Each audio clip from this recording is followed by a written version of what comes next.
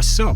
Welcome to another episode of Wassup Conversations, a podcast with inspiring storytellers across all mediums. I'm your host, Navid Khavari, and in this episode, I have a profound narrative director as my guest. To name some of his projects as a writer, I can mention a Splinter Cell Blacklist, Tom Clancy's The Division, and his recent political project, Far Cry 6. Ladies and gentlemen, my today's guest is Navid Khavari from Ubisoft. In our conversation, Navid and I talk about politics and video games and how important it is to tell impactful and personal stories, even if they become controversial or disturbing. Navid talks about bringing his own personal life into his projects and tells me about his favorite games and movies. Before we begin, make sure to subscribe to Wassup Conversations on YouTube or in any other podcast streaming app you're listening right now. Please share the podcast with your friends if you think it'll be inspiring to them. And if you're enjoying Wassup Conversations and want to help us to do it more often, please consider donating via the link in the description. You can learn more about Wassup Conversations on my website, nikufarmusic.com, and you can find me on Twitter at @hrnikufar. Many thanks to my brother Emad Ameri for producing the video version of Wassup Conversations. Thank you all for your support. Let's go. Thank you so much, Navid, for being here. It's my pleasure. Congratulations on the release of Far Cry 6. Amazing game. I just been playing the game for like 15 minutes ago. Awesome game. Oh, great. I love it so far. Yeah. Thank you so much. Yeah, That's really kind of you to say. Thank you. So what do you do after the release of this huge game? How do you spend your vacation? Are you on vacation? I try to rest, take much needed rest, and I fail miserably at that. That's what I do. I get impatient very quickly, and I try and jump into, take some time off. Also work on some personal projects and things that you put aside for years and years. But yeah, and then start to, I've already been looking for what's new and what's next, and have begun on that, and can't say a word. Wow, that's exciting. But yeah, it's also a time, I think, to reflect a little bit on the last 5 years. You put your heart and your soul and everything into something, and yeah, it was a really special project, and seeing also the reaction from fans, non-fans, everyone. It's been fantastic, interesting, and I've been loving just seeing everyone's take on it. Yeah, so you started this project before the pandemic, right? The fucking world just changed after that. Do you think your next project is going to be different due to this change in the whole world? That is a fantastic question. I think the pandemic, we just had a documentary actually released just I think it was a week ago, that sort of highlighted just everything the team tried to, just a fraction, to be honest, of the struggles and learnings and power and ability of this amazing team to deliver this game. And it's just a testament to how amazing they are.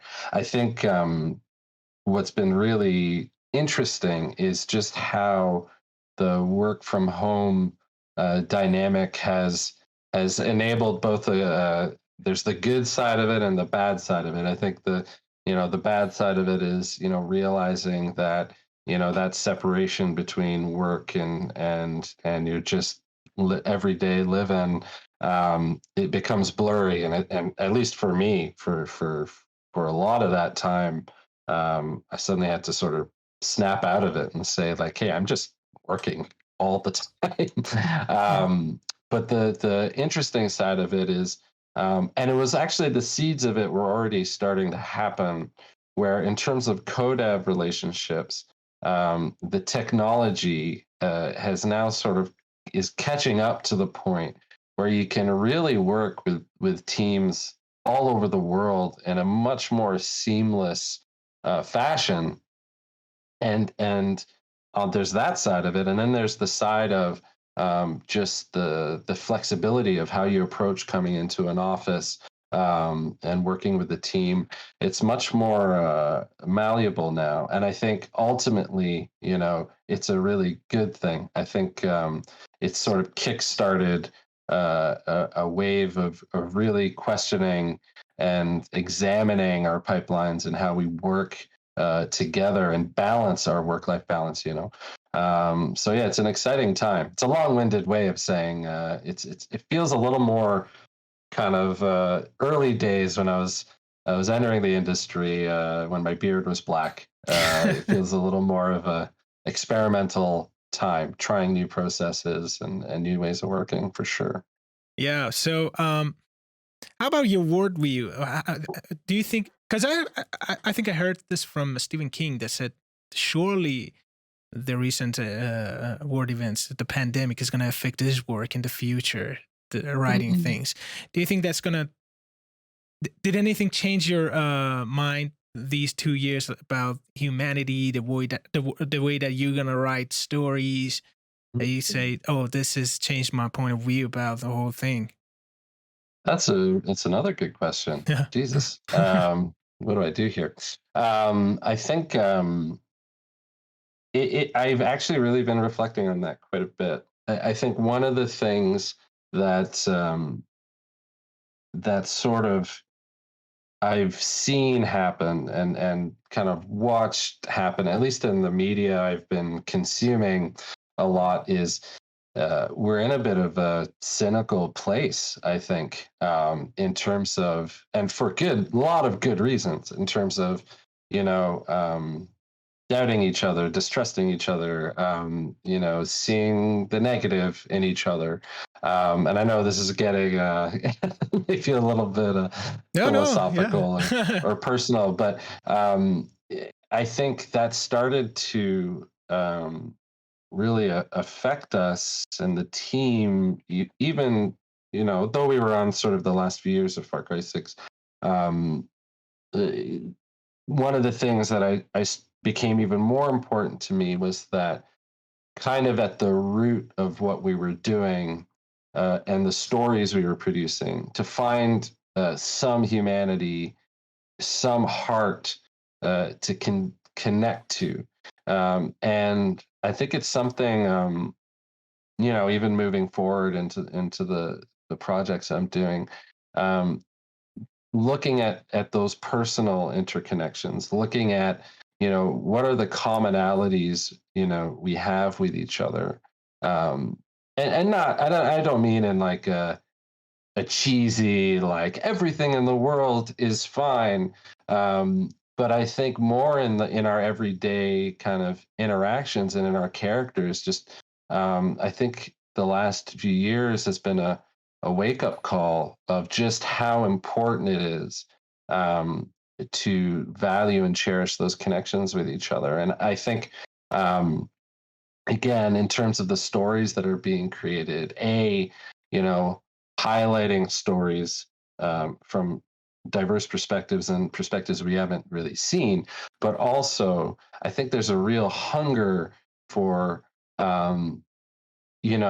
meaningful, heartfelt storytelling that sort of gets to the root of, deep down, everyone has a reason, has a an explanation for what they're doing, whether it's good or bad, trying to find empathy with each other and commonality. So that's where my head's been at.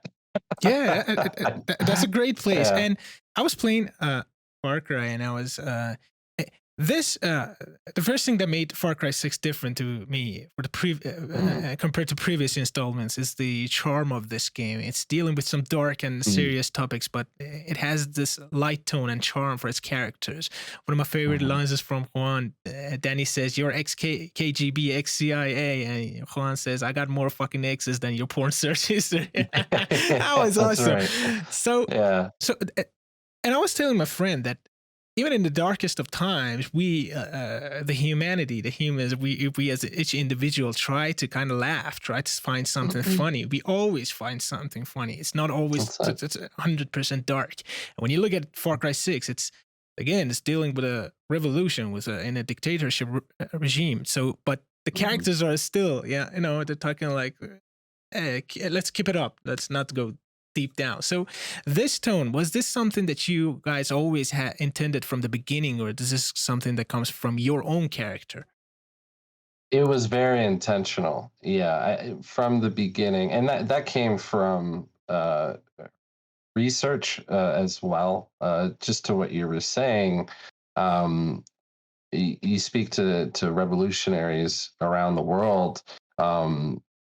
You'll hear quite often them say it was terrifying, it was awful, it was life or death. The stakes were as high as they could be. But at the same time, they also talk about the bonds they shared, the laughter they tried to find to cope with such an intense environment of combat and life or death stakes every day.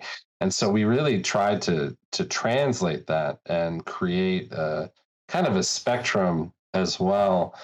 So like a character like Juan is a little bit of speaking to the things that no one wants to admit. He's that unfiltered, devil on the shoulder, a little bit like a chorus, in theater, like saying things maybe a little too truthfully. But then even in characters like Clara, there's still a wit, a humor that she's hung on to, that I think is just kind of, or we found it to be, we wanted them to feel realistic. They wanted them to feel like people you would run into and spend time with. And I think it goes back to what I was saying earlier. And it's the heart. And I think, heart doesn't mean necessarily mean I love you. It can also mean saying that, but with a joke, And so I think that's what we really tried to get at. And also sort of the mantra of the story was, everyone has a heartbeat. We just have to find it, whether it's an Anton Castillo or a Juan Cortez. We never wanted, there are very few characters where we wanted you to just see them as typical evil. I don't think there's actually any characters really that was our goal. So yeah, I'm happy you responded to that. Yeah, that's beautiful, and that's really that's something we need in these times. So this game has some memorable lines and quotes. The one that stuck with me was this: "A revolution is not won by the fearless; it is won by the feared." That's some heavy shit that immediately lets you know that this game is it's not your regular cup of tea. It's talking about some serious topics, and this is something very interesting to me. There are some games with a neutral attitude and purpose in their storytelling, and there are some games that sort of respect the intelligence of players. Last week I had Jean-François Dugas, the director of Deus Ex Human Revolution and Guardians of the Galaxy, on the podcast, and we were talking about the politics of the game and if it is relevant today. And we came to this conclusion that the story and the subliminal topics of that game is still fresh and relevant, even though the technicality might have changed throughout the years. So what is your take on this? Should a game deal with more complex and more important topics that we are dealing with all around the world, or should they stick to the idea of being only a instrument of entertainment? I think it comes down to what you set out to do from the beginning, and also your sort of vision and your goals in terms of the game. I'm a firm, and I've said this multiple times, I'm one of those folks that firmly believes whatever sort of art you're creating, there is some kind of politics behind it, a worldview. Yeah, exactly, because you're reflecting your surrounding. You reflect your surroundings. I think that in my head, I may have in the past almost taken that for granted, that we were all on the same wavelength on that. And I think the main thing is, I think there's absolutely room for those more complex discussions, those more complex stories. I think for us, it came from the sheer fact that we're talking about revolution. We're making a game about revolution and guerrilla revolution. How can you not talk about the political angles and sides and perspectives and one of the things that you know I think is important to consider is also that you even mentioned it before with Juan and sort of Clara and those quotes. We wanted to approach that from a on the ground perspective. Danny is really on the ground. We tried to make it not a game about being in a type of parliament or a Congress, and you're making political decisions in that way. It's about on the ground. What are the perspectives that you'd run into, and how would Danny as a character, as sort of this fighter, react to that? And I think that was the approach we took. And I think in terms of tone and that kind of thing, I think that line to tread of fun and some of the more heavy topics, it's something we tried to straddle. Some folks didn't think it worked, and that's absolutely their right. But I think on our side, it felt like we had to sort of acknowledge those serious themes, and also we felt like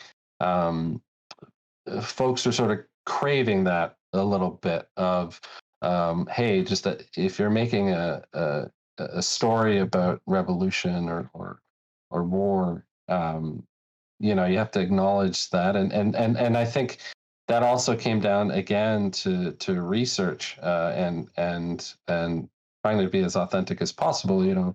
We worked with multiple consultants on that fact. We worked with Ana Lopez, a Cuban media professor at Tulane University. We worked with Carmen Moran, who you spoke to queer and Latinx perspectives. We spoke to and brought onto the writing team, Manuel Rodriguez, who was the actor who played Philly, but gave us that he was getting involved so much, and how can we make this feel authentic and real and acknowledge the sort of more political side of things. He eventually started working with the writing team directly. So it's a long way of saying it really flowed organically. Like I think, and it came all the way back to, well, if you're making a game about revolution, you can't ignore those topics, and you need to seek out the perspectives that will allow you to make that feel natural and organic. And your quote from Clara is a really kind of perfect example. When I wrote that, it was seeing a lot. There's that these past years we've seen so many protests, and I think what for various contexts and situations, but when you see those protests, I think it's easy to think that those involved are fearless, but when you talk to those individuals, and you talk to those on the ground, there's absolutely real fear there, but they're standing united together to be courageous and get out there and try to make change. And so that's the type of thing that it's you're absorbing, whether it's subliminally or unconsciously or what have you, what's happening in the real world. So I think it's a very long way of saying No, but that's I think great. it's sort of where we're headed, and I think folks are looking for those types of games Yeah, and I looking mean, for those types of stories. exactly. I mean, that small line, that makes you think. And I was actually thinking about it yesterday because I saw that yesterday. And I was like, what does that mean? In a way, I was thinking like, all right, these people, they have fear. but probably they're thinking in their own head, like, my fear is dying knowing that I haven't done anything about my life. I still Mm-hmm. fear of death, but this way, uh, I know that that fear is kind of fueling me to do something about this. That I eventually die, but with a purpose, and that is beautiful. That is the victory of the feared. So exactly, this will make you think about what is this game about. Now that line, what does that mean? What does that mean in the entirety of the game? And that's a very smart way of putting it on the screen, the black screen. Just giving a moment to think about it, and usually just maybe it would have, might have been covered by the sound of explosions or something like. Did she say something about revolution? What? Right. Who's fearing who? Yeah, that was a smart way of putting it out. So dealing with ideologies and political and cultural topics demand unity in development process. Considering the fact that video games are a team effort, do you think it's possible to have a personal or very determined ideologies in a AAA game, for example? It's a good question. I think it is. Again, it goes back to what you and the team set out to do. I think more and more the stories that we're trying to tell and the stories that we're seeing, I think folks are craving a little bit more of a personal angle, and I think players and are sort of now kind of educated in their minds of craving more of that more complex subject matter. And I think we're in a place where that hunger is sort of there. And I think the other side of it as well is, again, one of my favorite moments when playing, like sort of like, you have reviews all through the course of production, but one of my favorite moments playing Far Cry 6 and reviewing with the team the content was towards the end, where it was sort of the last 2 months before we went content lock, and we're pretty much at beta. And we're reviewing, and I could just see all of the personal elements from different members of the team plugged into the game, whether it was from our audio director, sort of Eduardo Weissman, whose upbringing in Argentina sort of fueled the notion of the military marches and the music that was custom built to be put in the game, to conversations and discussion we've had with Manuel about sort of what an Afro-Yaran perspective might look like, to individual sort of writers on the team who had plugged in their own humor or their own reflections, and it sort of was like a wave that hit me of wow, we've really just created sort of a tapestry of personal experiences and perspectives. And so I think it's one of those things that I'd encourage folks to try and finish the game, because there's just a lot of surprises in there, and kind of personal reflections that I think they'd enjoy. But yeah, absolutely, I think it's inevitable that that's going to happen. Yeah, and it shows in the game. I was just playing the game, and there was this mission that the government was taking a rock band or sort as a hostage. And I was like, this happens. This people know about revolution. Yeah, these people are kind of a punk band talking about shit about the government, and they that's wrong propaganda.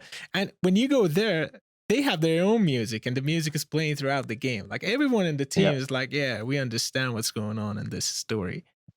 Yeah, cultural censorship is one of the first things that happens, within a dictatorship, dictating, uh, everything from art, that's on the murals to music, and even uh, we tried to go so far as having an artist named Gabalonia from Venezuela provide some rap, and she really is Yeah. fantastic at this kind of protest rap for this band Maximus Matanzas, and yeah, it's another shade of revolution that we didn't want to leave behind. And you personally had some, not personally, but your parents sort of had some experience with revolution. So probably you Mhm. heard something about those days and the vibe of it, and that consciously or unintentionally might have an effect on the game. So did that happen? Yeah, Do you think you see your parents talking in this game? I mean, it's a beautiful way of putting it. I think uh, it speaks to even your question before of you know do we put the personal in our work? I think we do, and um, I talked about it pretty openly in the documentary that came out last week. I think my parents fled Iran during the just after sort of or just a little bit after the revolution happened there. My grandmother and grandfather and my aunt were put into prison, and unfortunately, ultimately, my aunt was killed. And so the sort of costs of revolution, that kind of trauma of revolution, was part of my upbringing, and it was a very uh, you know the how do I put this, the those kind of stakes and experiences that were those open wounds, particularly for my mother. um, it was just part of my everyday. Those conversations were part of my everyday life, and I think I used to sort of take it for granted growing up in small town Canada, where I'd be like, "Oh, your parents aren't talking about running a revolution or the impact of a violent death on your family and and that." So, when it came time uh, to work on something like Far Cry 6, absolutely, that experience funneled into the work, and I think um, those sort of debates around the dinner table of what a revolution means and what how it can impact so many. um, it was very much part of my upbringing, and yeah, there was a little bit of trying to honor them a little bit, and their experiences and what they went through, and also honor a little bit the complexity of it. Um, and that's where what we tried to do, particularly in the main storyline, was show that there's so many different perspectives on what a revolution is and what it means to the individuals, and why they're fighting it. So do you think this would did have an effect on your personal taste regarding these stories? I mean, looking back at your career, we see like Division, we see Splinter Cell, Blacklist. So they are all Mhm. political games. They are all about some military and governments. And Mhm. do you think these were coincidences that you were kind of exposed to these games, or was it your personal taste, your interest that hey, let's work on this game or let's work on that game? I think it was a bit of both, to be honest. I went to my degree is in political science. Yeah, So, I that's the already answer had right a, there. yeah, there you go. So I definitely had a healthy interest in politics, and then I think it's also probably one of the reasons I got the job on Splinter Cell, Working on a because I Tom had Clancy project. it was That's one of those. It was one of those weird. No offense to poli sci graduates out there, but sometimes it's hard to figure out what you're going to do with that degree. yeah. I was very lucky, that just so happens in Toronto they were working on Splinter Cell Blacklist. But I think I've always sort of been um, drawn to that sort of those conversations and those sort of debates of you know how do we interact with each other? How do we the complexity of a nation or a country, um, like Yara, for example, trying to find a common ground to move forward, and the perspectives within that. I think in terms of the games I've done. Far Cry 6 is probably the closest I've been able to get in terms of tackling some of those subjects. But I think that elusive project that maybe is out there someday is still waiting. It's still in waiting.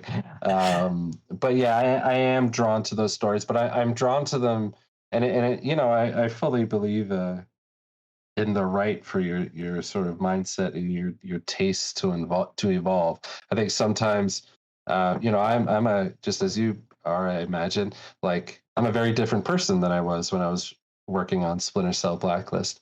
Back then, I think I saw politics as a much more intellectual exercise, a sort of mathematical kind of problem that needed to be solved.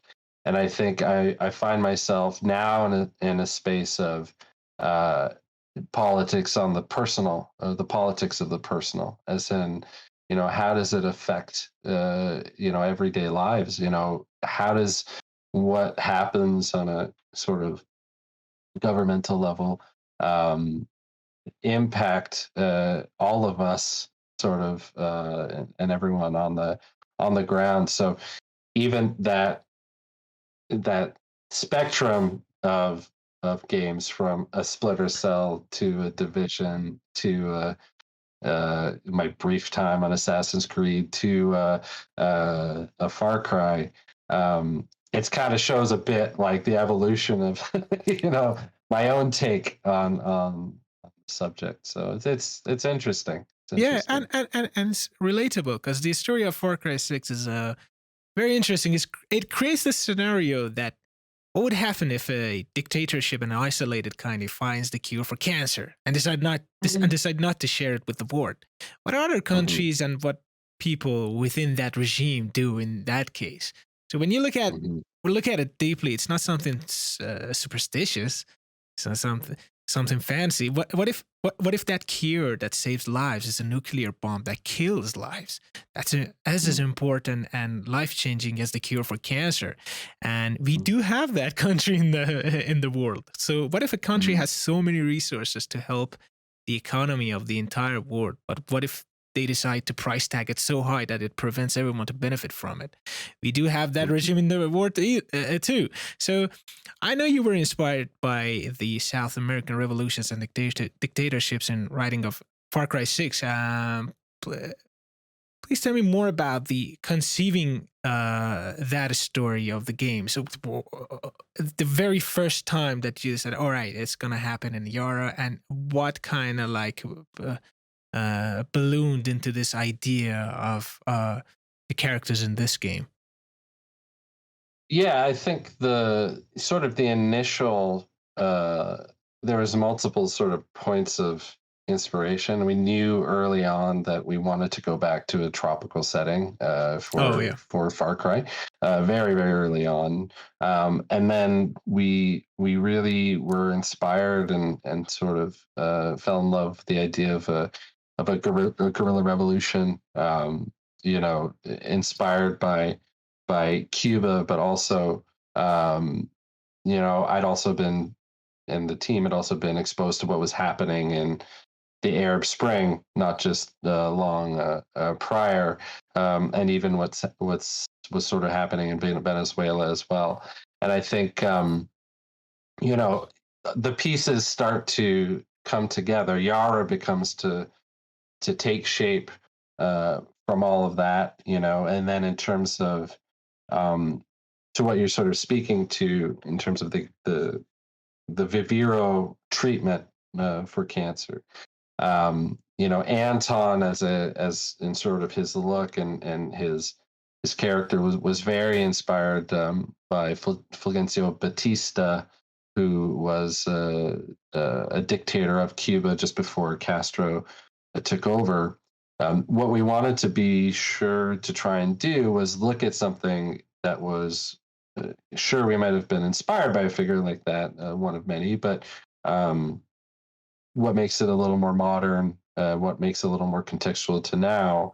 And again, it keeps going back to the personal a little bit. Like, I'm a cancer survivor. I had cancer at a young age, at 22.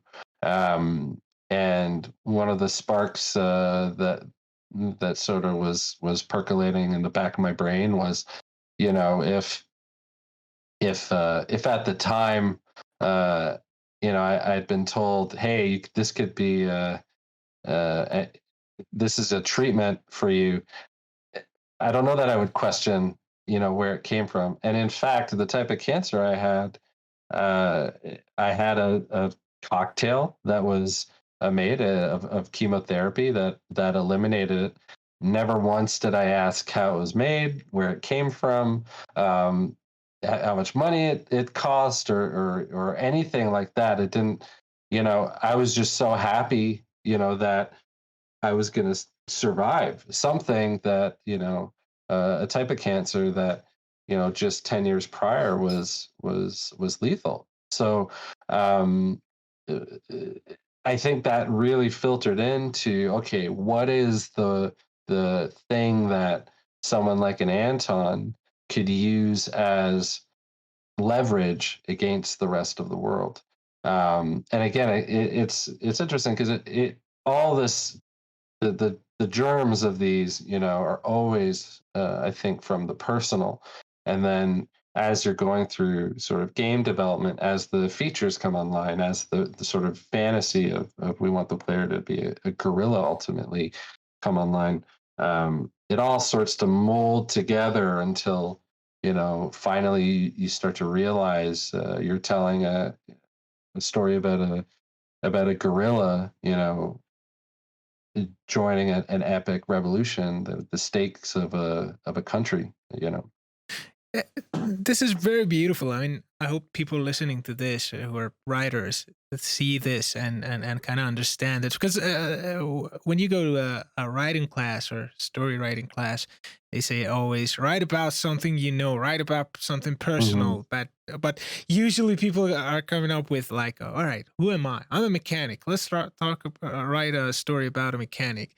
Right. But the way you interpreted your own life into this kind of a blockbuster of a game is very beautiful. I mean, bits and pieces of your own life is in there, and you totally understand it. And we, as players, as people who experience in this game, totally get it. And we're like, all right, this is something different. This is coming from heart. This is not something just written. This is not some cliche things. Because I've been playing all the Far Cry, so I know some differences here. Yeah. So Far Cry is very famous for its charismatic villains. Tell me about the process of creating Anton Castillo. What's the best way of creating an awesome villain? Well, I've had a lot of time with the Far Cry franchise, and that's usually the number one question when you start a project like Far Cry. Were you nervous? Like, how the fuck am I gonna create a villain to beat the previous ones? Yeah, 100%. Nervous isn't even enough of a word. Terrified is probably closer.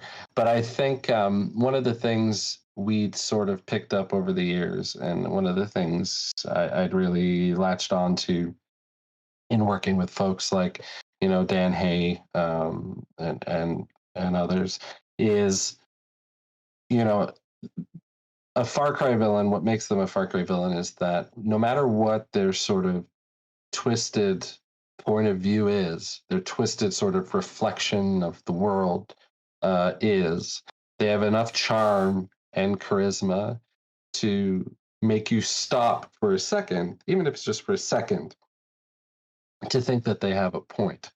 So that's sort of what you're trying to hit. In terms of Anton, it came from a bit of a question that was bouncing around my head. Was, you read about dictators in the past, you read about these larger than life figures, and you wonder what it's like to be at least I do, and maybe that's something wrong with me, but you want to be a fly on the wall, right? Like, what is that conversation when the cameras aren't there? Do they actually believe in what they're doing? Are they doing it purely for selfish reasons? And so that was really the starting point. And that's where those scenes, those sort of cutaways to Anton, once you've completed a region, came from those personal moments. And then you take the next question that was bouncing around for us was, well, what is it that their kids are thinking at the same time? Like, what are they? How do they feel about standing, next to their father? Are they armed? Are they So it was one of those things that we're like, wait a second, a father-son dynamic really is something we haven't seen before, and it adds this layer on the character that gives so much empathy. And that's something that Giancarlo really honed in on. Was, as a parent himself, this is a father as well, trying to secure his legacy for his, and do what he thinks is best, for his son. So that's when, honestly, when we often thought of Anton and Diego as a unit, very rarely did we think of them as separate characters. And I think that's where our sort of unique take that sort of differentiates Anton from previous Far Cry villains. I think that's where it comes from. Yes, and it totally shows. So, and did you know from the beginning that Giancarlo Esposito is going to be the villain of the game? Did you write it? Just imagining someone else? No, not at all. We had an extensive sort of casting process. Giancarlo was always one of those names that was up there. I think he had such a pedigree of playing villains in the past, but also as a person of color, he brought that perspective as well. Once we started to see that Anton is going to be Afro-Yaran, and once we spoke to Giancarlo and realized like he's interested, and flew down to New York to meet him, that's when it started to really fall into place. And I think there's the danger as well. Like, once we started to think, okay, yeah, I think if we can get Giancarlo, like, that's what it's going to be. I was naturally starting to write with his voice, his sort of voice and mannerisms. So it was like, if this doesn't work out, oh boy, we're in trouble. But thankfully it did, and he was such a great collaborator. It was fantastic. What makes him great in anything that he does is I was thinking about. Oh, go ahead. Sorry. Yeah, it's like he's so calm, he's so determined, and he has a beautiful and thoughtful voice. So when you put this calm and this like determined character in a chaotic world, fucking, there's a villain right there. And when he talks, you say, "Oh my god, he might be into something. He might be smarter than the heroes." So that's why he's so magnetic, so amazing, and it shows in the game too. That's also what Giancarlo brings. I think one of the best, we had that sort of design in mind for the character, but it's not really real until the actor says the words, and brings their own spin on it. And I think what's great about him is he doesn't want to repeat what he's done before. Yeah. He didn't want to do like a Gus Fring or a Moff Gideon or anything like that.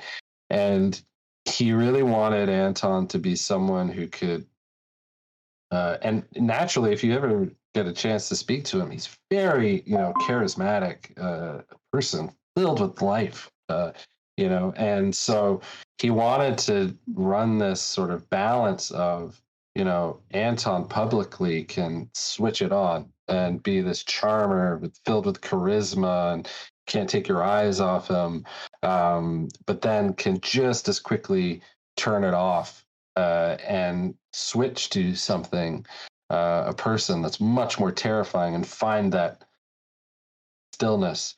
And I've been on the other side of that look that Giancarlo has the ability to give, and it's like he's burning a hole into your skull.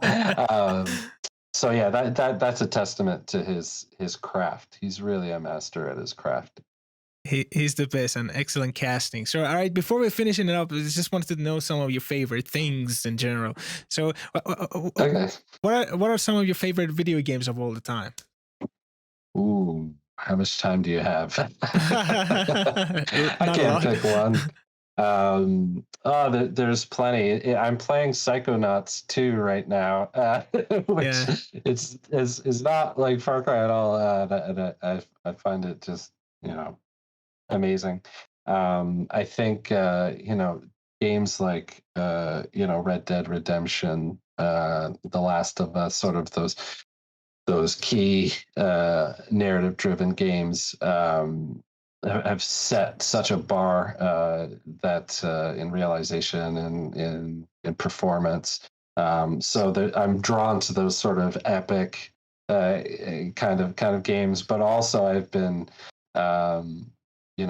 games like Control, if you've had a chance to play that are sort of just complete mind trips. Hellblade, that are questioning and using all the means at their disposal to sensory and otherwise to create a narrative framework in your head. I really am enjoying Miles Morales as well. If you haven't played it yet, please do. Just how they're approaching, diversity and inclusion and also just having a great character. It's really fantastic. I could keep going, but those are the ones So that are standing out for me right now. What about your favorite movies? Oh, it's getting harder. It is, yeah. It's getting harder. I'm all over the place in terms of movies. I think it was so funny. I was just having dinner with some folks, and we were doing like the top tens and things like that. Movies like just in the last years, like Parasite, of course, was just unbelievable storytelling, again, realization, performance. Moonlight as well. If you've had not had a chance to see that, please do. I know it's a few years back, but it stuck out with me. There's I could just go on forever, man. I think it's a long list. Yeah. But yeah, it's I'm a moody addict. So and if you want like sort of my top one, it changes every year. But I'll give you a left field answer, which is Chungking Express. If you haven't seen that movie, I highly recommend it. Oh yeah, one of the greatest movies I watched this year was Asghar Farhadi's A Hero. I don't know. I haven't seen it yet. No, I haven't seen it. It's on the list. Yeah, I heard great things. Yeah, I don't know if you knew, I live in Iran, so I went to the theater and watched it. I was wondering, I didn't want to be presumptuous, but yeah, I was wondering, and it's awesome to just talk to a fellow Iranian as well. Thank you so much. Yeah, me too. It's a real honor. It doesn't happen every so often, so it's a privilege, and I feel very privileged. Thank you so much. The honor is mine to be able to do it. Yes. You have no idea how good it feels that when you're playing something, it was just like this. I sit there, because my TV is there. So like playing Far Cry, I'm like, all right, let's go talk to the guy who wrote this. It's so amazing. It's like, imagine watching a movie, your favorite game, and suddenly, all right, let's talk to the guy and see what's going on in his head. You're way too kind. You're way too kind. If you ever find your way over to Toronto, I'd happily grab some chai with you. And yeah, that would be awesome. Have a great chat. Yeah, it's a real privilege, and thank you for doing what you're doing. I was seeing your interviews, and it's really fantastic work. So it's an honor to be here. Oh, thank you so much. You have no idea how it makes me feel. So this is it. Thank you so much for your time, Navid. I enjoyed this conversation and learned so much from you and about you. Thank you for daring to tell more impactful and thoughtful stories and trusting the players. You guys at Ubisoft made an awesome game with Far Cry 6, and I can't wait to see your next project. Thank you. Thank you so much. Those are fantastic questions. It was a real pleasure.